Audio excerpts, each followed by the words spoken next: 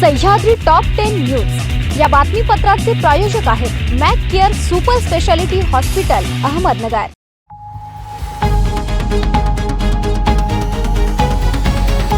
नमस्कार, मी साक्षी न्यूज 24 सह्याद्री मध्ये तुमचं स्वागत। पाहूया अहिलानगर जिल्ह्यातील महत्त्वपूर्ण बातम्यांचा आढावा सह्याद्री टॉप 10 मध्ये। अहिलानगर जिल्हा मध्यवर्ती सहकारी बँकेच्या आगामी निवडणुकीसाठी अकोले तालुक्यातील विविध कार्यकारी सेवा सहकारी संस्था मतदारसंघातून एकूण 86 ठराव प्राप्त झाले। जिल्हा बँकेचे माजी अध्यक्ष सीताराम पाटील गायकर, आमदार डॉक्टर किरण लहामटे, माजी आमदार वैभवराव पिचड तसेच अन्य ज्येष्ठ नेत्यांच्या सक्रियतेमुळे गावागावात ठराव मंजूर करताना मोठी चुरस पाहायला मिळाली। महाराष्ट्राच्या राजकारणात ठसा उमटवणारे दिव्यांगत माजी उपमुख्यमंत्री अजितदादा पवार यांच्या प्रथम जयंती निमित्त संपूर्ण महाराष्ट्रासह देशभरात त्यांना आदरांजली वाहण्यात आली। जानेवारी 2026 मध्ये झालेल्या दुर्दैवी विमान अपघातात त्यांचं निधन झालं होतं। त्यांच्या जाण्यानंतरची ही पहिली जयंती असल्याने सर्वत्र हळवं आणि भावनिक वातावरण निर्माण झालंय। कोपरगाव शहरात आमदार आशुतोष काळे यांच्या मार्गदर्शनाखाली राष्ट्रवादी काँग्रेसच्या वतीने अजितदादांची प्रथम जयंती साजरी करण्यात आली। गौतम बँकेजवळील संपर्क कार्यालयात आयोजित कार्यक्रमात अजितदादांच्या प्रतिमेस पुष्पहार अर्पण करून उपस्थितांनी कृतज्ञतापूर्वक अभिवादन केलं। यावेळी अजितदादांच्या कार्याचा, त्यांच्या नेतृत्वाचा आणि कार्यकर्त्यांशी असलेल्या जिव्हाळ्याचा, नात्याचा विशेष उल्लेख करण्यात आला। त्यांच्या आठवणींना उजाळा देत अनेकांच्या भावना अनावर झाल्या। राज्याच्या विकासासाठी झटणारा, प्रशासनात वेगवान निर्णय घेणारा आणि सामान्य कार्यकर्त्यांना आपलंसं करणारा नेता म्हणून अजितदादांचं योगदान उपस्थितांनी स्मरलंय। व्यक्ती जाते पण तिचं कार्य आणि विचार कायम प्रेरणा देत राहतात, अशी भावना यावेळी अनेकांनी व्यक्त केली। अजितदादांच्या स्मृतींना विनम्र अभिवादन करत त्यांच्या विकासवादी विचारांचा वारसा पुढे नेण्याचा संकल्पही करण्यात आला। या कार्यक्रमास राष्ट्रवादी काँग्रेसचे आजी माजी पदाधिकारी, आजी माजी नगरसेवक, नगरसेविका तसेच पक्षाचे कार्यकर्ते मोठ्या संख्येने उपस्थित होते। अजितदादांच्या जयंती निमित्त त्यांच्या अनेक स्मृतींना उजाळा द्यावा असं वाटतो, परंतु दादाच्या बाबतीमध्ये मला एवढं सांगावं असं वाटतं, दादा हा शब्दाला पक्का असलेला माणूस होता, दिलेला शब्द पाळणारा माणूस होता। दादाचा वादा हा कधी वाया जाणार नव्हता। खर तर दादा आणि वादा हे एकाच अर्थाचे दोन शब्द महाराष्ट्रात झाल्यासारखे नक्कीच आठवतात। नगरपालिकेच्या निवडणुकीच्या निमित्तानं ज्यावेळेस दादांच्या भेटीला आशुतोष दादा आणि आम्ही गेलो होतो, दादांनी मला सांगितलं होतं की काका, तुम्हाला सहकारामध्ये जसं विजन आहे तेच विजन तुम्ही कोपराव करता वापरा आणि तेच विजन घेऊन आपल्याला आशुतोष दादांच्या बरोबर पवार वहिनींच्या माध्यमातून हे सगळं विजन नक्की पुरं करायचं आहे आणि तीच दादांना खरी आदरांजली ठरेल। मी दादांच्या स्मृतीला भावपूर्ण आदरांजली अर्पण करतो।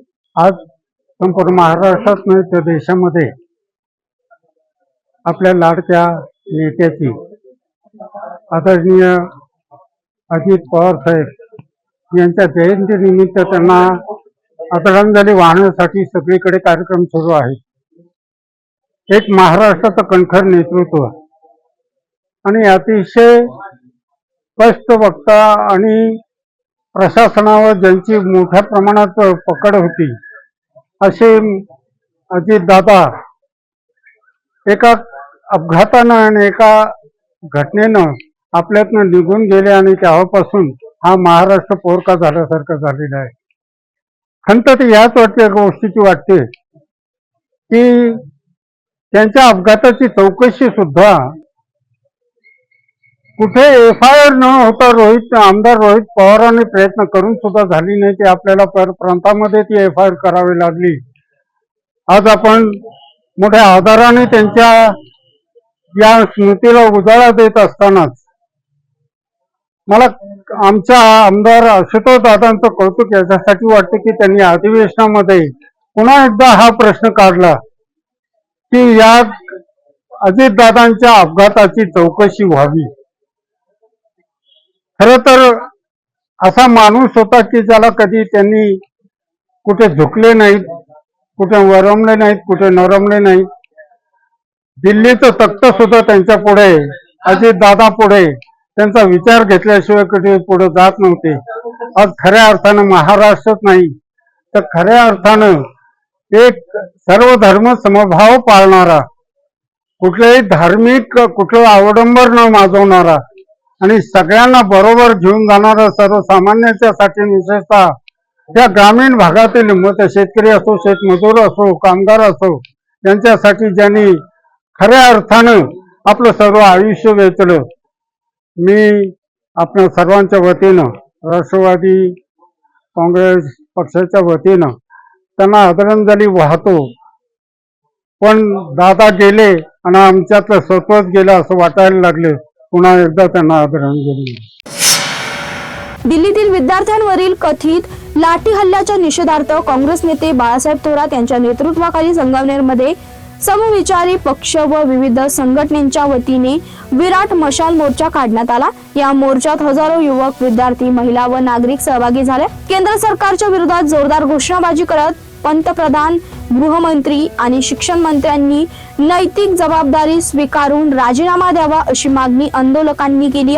संगमनेर बस स्थानकापासून सुरू झालेला मोर्चा छत्रपती शिवाजी महाराज व डॉक्टर बाबासाहेब आंबेडकर यांच्या पुतळ्यांना अभिवादन करून चावडी मार्गे महात्मा फुले स्मारकापर्यंत काढण्यात आला. यावेळी माजी मंत्री बाळासाहेब थोरात, माजी आमदार डॉक्टर सुधीर तांबे, दुर्गाताई तांबे, जिल्हाध्यक्ष सचिन गुजर यांच्यासह वंचित बहुजन आघाडी, शिवसेना, छात्र भारती, NSUI आणि विविध पुरोगामी संघटनाचे पदाधिकारी उपस्थित होते. पाथर्डी तालुक्यातील श्री क्षेत्र मढी येथील देवस्थानच्या पायथ्याशी असलेल्या स्वच्छतागृहात मंगळवारी रात्री एक भोंदूबाबा व महिला अक्षेपार्ह अवस्थेत आढळून आल्याने भाविकांमध्ये खळबळ उडाली. या घटनेचं चित्रीकरण समाज माध्यमांवर प्रसारित झाल्याने भाविकांमध्ये नाराजी असून देवस्थान प्रशासनाच्या कारवाईकडे लक्ष लागलंय. मिळालेल्या माहितीनुसार संबंधित भोंदूबाबा व महिला स्वच्छतागृहात गेल्यानंतर काही तरुणांनी त्यांना पकडलाय. दरम्यान मढी देवस्थानचे माजी अध्यक्ष व सरपंच संजय मरकड यांनी देवस्थानच्या सुरक्षा व्यवस्थेवर प्रश्नचिन्ह उपस्थित केला. घटनेची माहिती देण्यासाठी मुख्य कार्यकारी अधिकाऱ्यांशी दूरध्वनीवरून संपर्क साधला, मात्र प्रतिसाद मिळाला नसल्याचं त्यांनी सांगितलं. श्रीरामपूर शहरातील मिल्लत नगर येथे 2019 मध्ये घडलेल्या बहिणीच्या निर्गुण खून प्रकरणात विशेष व सत्र न्यायाधीश श्री SN साळवे यांनी आरोपी हुसेन अब्दुल्ला पठाण याला दोषी ठरवत जन्मठेप आणि 15,000 रुपये दंड तसेच दंड न भरल्यास 6 महिन्याच्या साध्या कारावासाची शिक्षा सुनावली. या निकालामुळे 7 वर्षापूर्वीच्या गाजलेल्या खून प्रकरणाचा न्यायालयीन निकाल लागलाय. सरकारी पक्षाच्या माहितीनुसार 24 ऑक्टोबर 2019 रोजी श्रीरामपूर शहर पोलीस ठाण्यात आरोपी विरुद्ध सुरुवातीला भारतीय दंड संहितेच्या कलम 360 व 504 अन्वये गुन्हा दाखल करण्यात आला होता. मात्र जखमी मरियम दादा मिया पठाण यांचा उपचारादरम्यान मृत्यू झाल्यानंतर या गुन्ह्याच्या कलमात 302 ची भर घालण्यात आली.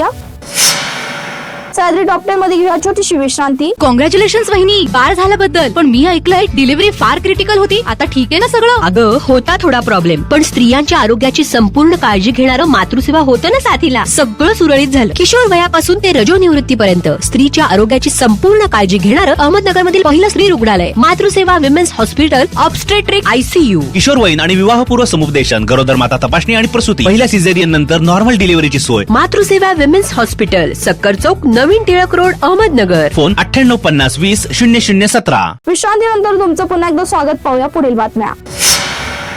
कोपरगाव येथील एका तरुणीला श्रीरामपूर शहरात बंदुकीचा धाक दाखवून वारंवार लैंगिक अत्याचार केल्याचा गंभीर आरोप समोर आला असून या प्रकरणी श्रीरामपूर शहर पोलीस ठाण्यात तिघांविरुद्ध गुन्हा दाखल करण्यात आलाय. आरोपीमध्ये बाबू साळवे, राष्ट्रीय श्रीराम संघाचे संस्थापक सागर बेग यांचा भाऊ सोनू बेग याचा समावेश आहे. पीडित महिलेने बुधवारी सकाळी शिर्डी पोलीस ठाण्यात फिर्याद दाखल केली. प्राथमिक चौकशीनंतर गुन्हा श्रीरामपूर शहर पोलीस ठाण्याकडे वर्ग करण्यात आला.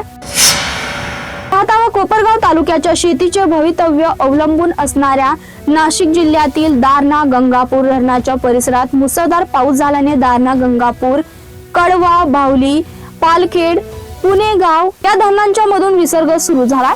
खाली नांदूर मध्यमेश्वर बंधाऱ्यातून जायकवाडीच्या दिशेने गोदावरीत 7,924 क्युसेकने विसर्ग सोडण्यात आलाय. उत्तर अहिल्यानगर जिल्ह्याला वरदान ठरलेल्या भंडारदरा धरण पाणलोटात मंगळवार नंतर बुधवारीही आषाढी सरीने जोरदार तांडव नृत्य सुरू केलं असल्याने 1139 दशलक्ष घनफूट क्षमतेने भंडारदरा धरणातील पाणीसाठा काल रात्री 80% पोहोचला असून अजूनही जोरदार पाऊस सुरू असल्याने पाण्याची जोरदार आवक होत असून शुक्रवारी सकाळपर्यंत पाण्याचा साठा 85% पोहोचलेला असेल. कोपरगाव शहरात वाढत्या चोरी आणि घरफोडीच्या घटनांमुळे नागरिकांची चिंता वाढली असताना सुभद्रानगर निवारा परिसरात आणखीन एका घरफोडीची घटना उघडकीस आली आहे. घरमालक महिनाभरापासून मुंबईला असल्याचा फायदा घेत अज्ञात चोरट्यांनी बंद घरात प्रवेश करून घरातील सामानाची मोठ्या प्रमाणात उचकापाचक केल्याने परिसरात खळबळ उडाली आहे. सुभद्रानगर निवारा परिसरातील रहिवाशी भगवंत सरदार हे मागील महिन्यापासून मुंबई येथे आपल्या मुलाकडे गेले होते, त्यामुळे त्यांचं घर बंद होतं. अज्ञात चोरट्यांनी घरात शिरून 3 खोल्यांमधील कपाटे व इतर सामान अस्तव्यस्त करत चोरीचा प्रयत्न केल्याचं समोर आलंय. घटनेची माहिती त्यावेळी समोर आली जेव्हा घराच्या मागील बाजूचा दरवाजा उघडा असल्याचं शेजारच्यांच्या निदर्शनास आलं. त्यांनी तातडीने भगवंत सरदार यांचे पुतणे तथा राष्ट्रवादी काँग्रेसचे कार्यकर्ते कार्तिक सरदार यांना याची माहिती दिली. कार्तिक सरदार यांनी घटनास्थळी जाऊन पाहणी केली असता घरफोडी झाल्याचं स्पष्ट झालं. याची माहिती मिळताच स्थानिक नगरसेवक जनार्दन कदम, अनिरुद्ध काळे आणि सोमेश आढाव यांनी शहर पोलिसांशी संपर्क साधला. त्यानंतर उपपोलीस निरीक्षक सोने यांच्यासह पोलीस पथकाने घटनास्थळी भेट देऊन तपास सुरू केला. घरमालक सध्या मुंबईत असल्याने चोरीला गेलेला मुद्देमालाचा नेमका तपशील अद्याप समोर आलेला नाही. त्यांच्या परतल्यानंतरच किती नुकसान झालं याचं चित्र स्पष्ट होणार आहे. विशेष म्हणजे गेल्या काही दिवसात शहरात चेन स्नॅचिंग, चोरी आणि घरफोडीच्या घटनांमध्ये वाढ झाल्याचं दिसून येत आहे. साई सिटी परिसरातील घरफोडीची घटना ताजी असताना सुभद्रानगर मधील ही घटना घडल्याने नागरिकांमध्ये अस्वस्थता वाढली आहे. शहरातील वाढत्या गुन्हेगारीवर तातडीने नियंत्रण मिळवत चोरट्यांचा शोध घ्यावा, तसेच रात्री पोलीस गस्त वाढवावी अशी मागणी स्थानिक नागरिकांसह जनार्दन कदम, अनिरुद्ध काळे आणि सोमेश आढाव यांनी केली आहे. कोपरगावात वाढत्या घरफोड्यांमुळे शहर पोलिसांसमोर चोरट्यांचा माग काढण्याचं मोठं आव्हान उभं टाकलं असून या घटनेचा तपास सुरू आहे. आमच्या सुभद्रानगर परिसरातील गल्ली नंबर 5 मध्ये श्री सरदार सर या ठिकाणी राहतात आणि त्यांच्या मुलांच्या नोकरीनिमित्त ते सध्या मुंबई येथे त्यांचं वास्तव्य आहे.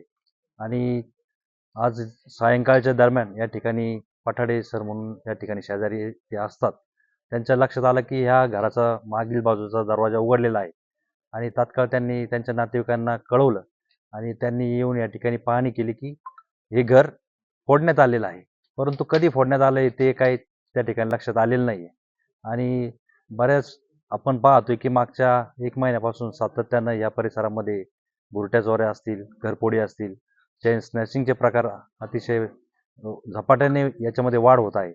आणि पोलिसांनी देखील या ठिकाणी सतर्कता दाखवून या भागामध्ये पेट्रोलिंग मोठ्या प्रमाणात वाढवली पाहिजे असं या निमित्ताने त्यांना मी आव्हान करतो. आणि नागरिकांनाही देखील आव्हान करतो की आपण ज्यावेळेस बाहेरगावी जाल त्यावेळेस कोणत्याही मौल्यवान वस्तू किंवा दागिने इतर वस्तू आपण घरामध्ये न ठेवता त्या सुरक्षित ठेवाव्यात. आणि बाहेरगावी जात असताना आपण शेजारी आपल्या रहिवाशांना देखील याची कल्पना द्यावी असं मी सर्व नागरिकांना आव्हान करतो. आणि विनंती करतो की आपणही या घटनेचं गांभीर्य लक्षात घेऊन याची आपण दखल घेऊन पुढील कारवाई तात्काळ करावी असं त्यांना मी आव्हान करतो.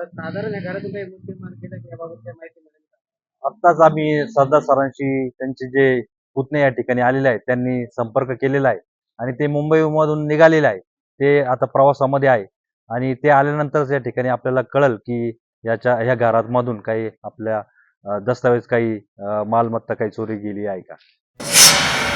विठ्ठलनाथ महाराज आनंद साधक आश्रम भावी निमगाव येथून हरिभक्त परायण अशोक महाराज बोरुडे यांच्या मार्गदर्शनाखाली पंढरपूरकडे निघालेल्या पायी दिंडीला वारकऱ्यांचा उत्स्फूर्त प्रतिसाद मिळत आहे. दुसऱ्या वर्षीही ही दिंडी भक्ती, समता आणि संस्काराचा संदेश देत पंढरीच्या दिशेने मार्गक्रमण करत आहे. दिंडीच्या प्रवासादरम्यान आयोजित प्रवचन सेवेत हरिभक्त परायण उषाताई मरकड यांनी भगवंतावरील निस्सीम प्रेम, नामस्मरण आणि वारीचं महत्व विशद केलंय. भगवंतावर नितांत प्रेम असेल तर मन आपोआप शुद्ध होतं.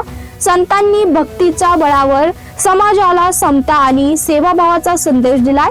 शबरीच्या भक्तीचा स्वीकार करून भगवंतांनी प्रेमाला सर्वश्रेष्ठ स्थान दिलंय असं त्या म्हणाल्या. त्यावेळी त्यांनी विठ्ठलनाथ महाराज यांच्या कृपा आशीर्वादाने आणि हरिभक्त परायण अशोक महाराज बोरुडे यांच्या मार्गदर्शनाखाली सुरू असलेल्या पायी दिंडीचं विशेष कौतुक केलं.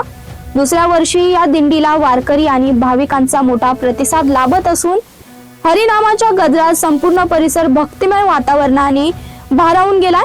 या प्रसंगी हरिभक्त परायण अशोक महाराज बोरुडे, सीताराम महाराज चेडे, चेअरमन मिलिंद नाना कुलकर्णी, मार कन्स्ट्रक्शनचे संचालक मकरंद कुलकर्णी, माजी प्राचार्य त्र्यंबकराव जाधव, भाऊसाहेब जिवडे, महेश कुलकर्णी, सुलतान बुद्रुकचे सरपंच सतीश धोंडे, मृदुंगाचार्य बाबासाहेब चव्हाण, चौकदार अशोक जरे, नवनाथ जगधने, बाळासाहेब काळे, संगीता काळे, गव्हाची मुंजा यांच्यासह परिसरातील वारकरी, भाविक आणि ग्रामस्थ मोठ्या संख्येने उपस्थित होते. सह्याद्री टॉप 10 मध्ये इथे संपतो. तुम्ही पाहता news 24 Sahyadri. Sahyadri top 10 news या बातमीपत्राचे प्रायोजक होते Mac care super speciality hospital, Ahmednagar. शब्दांचं सामर्थ्य, विश्वसनीयतेची उंची. न्यूज 24 सह्याद्री.